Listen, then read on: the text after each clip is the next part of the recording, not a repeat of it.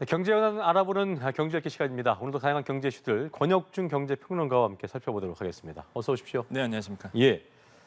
SK 하이닉스 얘기를 먼저 좀 해보겠습니다. 글로벌 기술 패권 경쟁 심화하고 있는 상황에서 미중 갈등의 어떤 불씨가 우리나라 증시에 어떤 영향을 미칠까도 관심을 모으고 있는데 대표적인 반도체 주 중 하나죠. SK 하이닉스 그 지난주에 화웨이 거기 제품에 네. 신제품에 그 안에 딱 그 SK 하이닉스 제품이 있어서 논란이 됐었잖아요. 네, 지금 맞습니다. 주가 상태는 좀 어떻습니까? 일단 시장에서 관심 있게 보고 있는 게 두 가지인데 첫 번째로는 어떻게 화웨이 제품의 그 신종 말 그대로 그 스마트폰에 예. 어떻게 SK의 D램이 들어가 있을까라는 그러니까요. 이제 의문점이었죠. 그래서 예. 시장에선 두 가지 신유로가 있었어요. 한 가지는 이제 재고, 그러니까 한마디로 이제 규제가 시작하기 전에 화웨이가 물량을 잡아줬던 것들 그게 들어갔을 거다라고 이제 처음에는 그렇게 시장에서 예측을 했었는데 사실 지금은 그게 아닌 걸로 이제 다 재고는 아닌 것 같더라고요. 예, 재고는 아니고 일단 지금 봤을 때 블룸버그가 그 도면도 이제 분해된 거를 이제 보도를 했는데 거기 이제 화면을 보면은요. 일단 일련 번호를 봤더니 이번에 SK 하이닉스가 3월에서 3월 이후에 최신품이에요. 출시했던 네, 최신품이에요. 3월에 이후에 출시했던 그 반도체 D램이 일련 번호가 적혀 있는 거예요. 그래서 맞아요. 지금 시장에서는 그러면 최근에 이제 중국 쪽으로 들어갔다라고 본다 그러면 지금의 가능성 높은 거는 우회 수입으로 지금 보고 있어요. 우회 수입이요. 예, 그래서 이제 중국 쪽에서 화웨이가 이제는 뭐 중국에서 직접적으로 들어간 게 아니라 다른 나라를 거쳐서 이제 우회로 해서 이제는 중국 쪽으로 들어갔다라고 이제는 시장에서 지금 보고 있습니다. 그래서 이게 이제 첫 번째 시장에서 관심 있는 부분이고, 그럼 이어서 이제 두 번째가 그렇게 된다 그러면은 이제 SK 하이닉스의 이제는 말 그대로 주가에 어떤 영향을 미치느냐 그러니까요. 이게 이제 포인트였는데 일단 아시겠지만 이 이슈가 터진 다음에 그날 이제 4%가 빠졌어요. 크게 많이 빠졌습니다. 그러다가 이제 지난주 금요일이었죠. 종가 기준 봤을 때 한 1% 정도 올랐고. 그렇죠. 그래서 오늘 제가 이제 방송 들어오기 전에 이제 어떻게 가고 있나 이제 봤는데 사실 지금은 거의 1%까지 오른 상태예요. 올랐습니까? 예, 근데 이게 장 시작했을 때 오늘 아침 장 시작했을 때는 많이 빠진 상태로 시작을 했거든요. 그러니까 변동폭이 굉장히 크다는 거죠. 그러니까 시장에서 이제 방향성을 잡지 못하고 있다라고 저는 판단하고 있어요. 그래서 그 정도로 이슈가 이제 강력하다라고 이제 볼 수가 있겠고, 블룸버그가 계속 그런 얘기를 했습니다. 이렇게 뭐 SK 하이닉스가 미중 기술 전쟁의 이제 희생양이 될 수도 있다라고 보고 있기 때문에 이러한 이슈는 이제 계속적으로 진행될 예정이다라고 말씀을 드립니다. 그렇군요. 자, 이런 상황에서 중국 정부가 뭐 지난주에 그 나왔던 뉴스기도 한데 뭐 애플도 그렇지만 이제 그 해외 제품들, 핸드폰들 공무원들이나 이게 사용하지 말라. 사용 네. 규제까지 지금 관련 정책까지 검토하면서 미중 간 어떤 반도체 전쟁이 더 불씨가 더욱더 커지는 게 아니냐. 이렇게 확대될 수 있는 게 아니냐는 우려가 나오고 있는 상황인데 최근 뭐 금리도 상승했기 때문에 체력이 좀 많이 떨어지는 상태고 네. 그렇기 때문에 이제 말씀하셨던 것처럼 변동성이 확대될 수 있는 불안정성이 커질 수 있는 상황이어서 네. 한편으로는 너무 우려하지 않아도 된다. 네. 또 우려가 된다. 네. 어떻게 좀 그 분석들이 좀 무게중심 이루고 있어요? 일단 상황을 본다 그러면요. 일단은 중국 정부가 뭐 외신을 통해서 나왔지만은 이제 공무원들이 애플 사용, 그러니까 외신, 외국에서 흘러들어오는 이제 스마트폰을 사용하지 말아라라고 이제 명령을 했다라고 이제 보도가 되면서 사실 이 이슈가 터졌거든요. 그래서 이제는 만약에 이제 애플에 대한 폰에 대해서 이제 사용 금지가 된다라고 본다 그러면 예. 이제 애플은 이제 판매량이 떨어질 수밖에 없습니다. 지금 시장에서 주식시장에서 증권가에서 바라보고 있는 이제 판매량이 만약에 중앙정부 부처에 있는 공무원들이 만약에 쓰지 못하도록 만든다라고 본다 그러면 판매량 한 1% 정도 떨어질 것으로 보고 있고요. 그다음에 이제는 뭐 국영 기업 직원들까지도 못 쓰게 한다라고 본다 그러면 판매량 한 4% 정도 떨어질 것으로 보고 있거든요. 일단 판매량 최대 시장에서 판매량이 안 나온다는 얘기는 일단 주가에 영향을 줄 수밖에 없고 실제 이러한 영향들이 이제는 말 그대로 애플 주가에도 영향을 줬습니다. 지난 6일에서 7일 사이에 봤었더니 한 6% 정도 빠졌고요. 뭐 퀄컴이나 AMD 뭐 같은 관련주들이죠. 반도체에 대한 이런 주가들도 다 빠졌어요. 그럼 뭐 외국에 있는 뭐 뉴욕 상장된 주식만 빠졌느냐? 그렇지 않습니다. 이 이슈가 딱 터진 다음에 어떤 이슈가 있었냐면 우리나라의 주식시장에도 영향을 줬습니다. 왜냐하면 예. 우리나라도 사실 공급망 서플라이 체인으로 묶여 있거든요. 우리도 이제 애플에 이제는 수출을 하는 나라기도 합니다. 대표적이게 LG 이노텍이죠. 카메라 모듈 납품하고 있거든요. 애플 쪽에다가. 주가 그 당시에 이슈 있었을 때 9% 넘게 빠졌어요.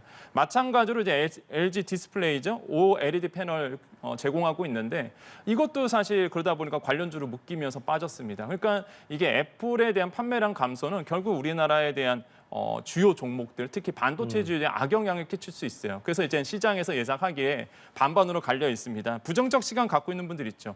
금방 앵커님께서 말씀하신 것처럼 금리가 계속 높은 상황이었어요. 그러다 보니까 우리나라의 기초 체력이 많이 빠진 상태입니다. 이런 주식시장이 안 좋은 상황에서 이런 악재가 터진다 그러면 더더욱 네. 안 좋아질 가능성 있다. 특히 이제 중국의 의존도가 높은 종목들 이런 보도는 많이 빠질 가능성도 있다라고 보는 측면과 신중론도 있습니다. 그렇지 않다. 뭐 사실 이런 공급망의 타격을 입어도 중국이 더 손해일 수밖에 없기 때문에 예. 만약에 이제 팍스콘 같은 경우에도 일자리가 사라질 거고 그러면 일자리가 사라진다 그러면 일단 중국 정부에서도 부담감을 가질 수밖에 없는 부분이거든요. 정치적 압력으로 느껴지기 때문에 부담을 가질 수밖에 없기 때문에 사실 뭐 중국 정부가 대대적으로 애플에 대한 뭐 규제 이런 것들이 있겠느냐?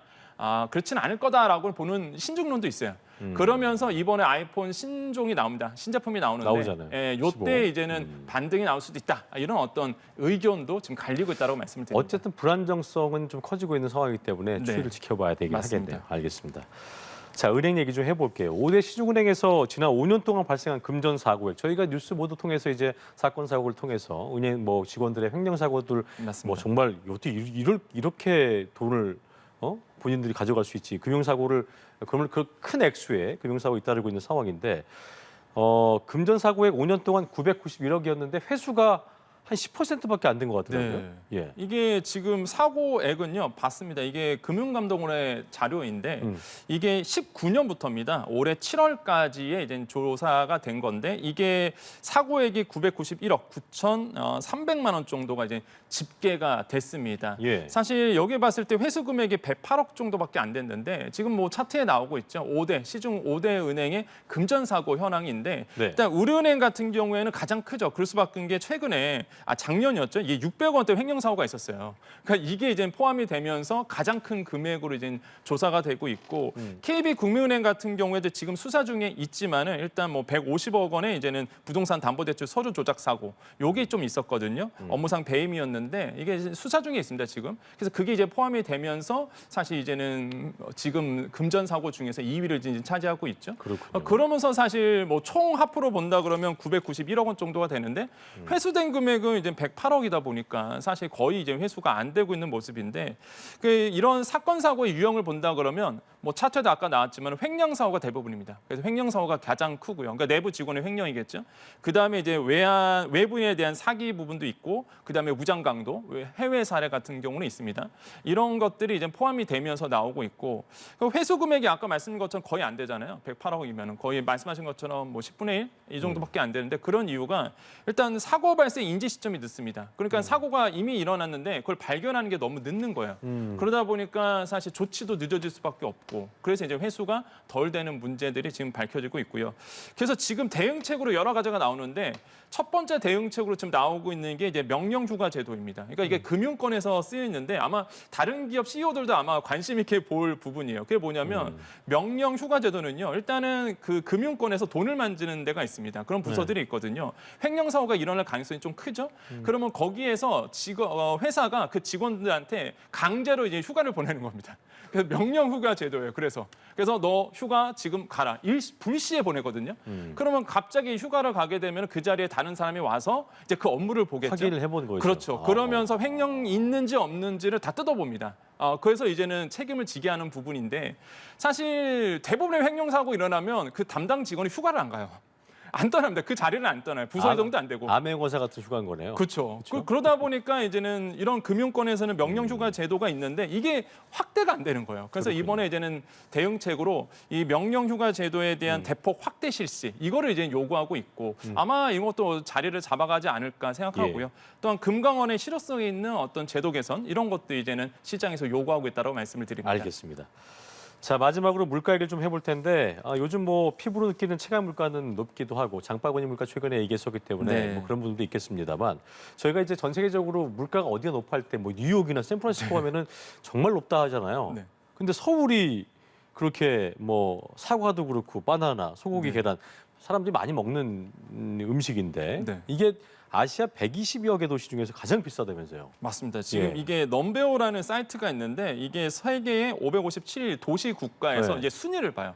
컨트롤하는 건데 여기서 서베이 조사를 해서 봤더니 우리나라가 이제 전체 이제 도시 중에서 우리나라는 서울밖에 없어요. 도시 그렇죠. 예. 서울만 포함하고 있는데 이게 15위로 조사가 됐습니다. 지금 나오네요. 예, 네. 나오고 아. 있죠. 그래서 사실 순위로 본다 그러면 15위인데 일단 가장 뭐 높은 물가를 본다 그러면 이게 장바구니 물가입니다. 네. 이제는 말 그대로 버뮤다의 이제는 수도죠. 해밀턴이고 1위가 그다음에 뭐 2위부터 10위 정도 보면 이제는 스위스 비싼 건뭐 워낙 워낙 스위스가 알려진 물가 거고. 예, 그러니까요. 높다 보니까 스위스고. 근데 좀 눈에 들어오는 게 뉴욕이 12위, 샌프란시스코가 13위 이렇게 되거든요. 그다음에 저기 오클랜드 차트에는 있고. 안 나오는데 보스턴이 이제 16위. 16위. 우리가 15위잖아요. 그러니까 뉴욕, 뭐 보스턴 이런 데랑 맞먹는 거예요, 물가가. 미국 대도시 사이에 딱 들어있네요. 서울이. 그러니까 너무 높다라는 게 이제는 장바구니 물가가 높다라고 볼 수가 있겠고 예. 아시아 국가로도 좀 좁혀본다 그러면 아시아 국가 중에서 서울이 가장 높습니다. 홍콩이 42, 싱가포르가 48위, 심지어 도쿄가 144예요. 한참 뒤에 있네요. 예, 도쿄보다 우리나라가 훨씬 더 이제 물가, 생활 물가 지수가 높다라는 거죠. 그러니까 사실 이제는 소득이 낮으신 분들, 그다음에 실질 소득이 떨어지신 분들 입장에서는 굉장히 좀 고통스러운 어떤 구간을 지나가고 있지 않나 이렇게 좀 생각을 해보겠습니다. 알겠습니다. 여기까지 경제 읽기 권혁준 평론가와 함께했습니다. 오늘 말씀 고맙습니다. 네, 감사합니다. 예.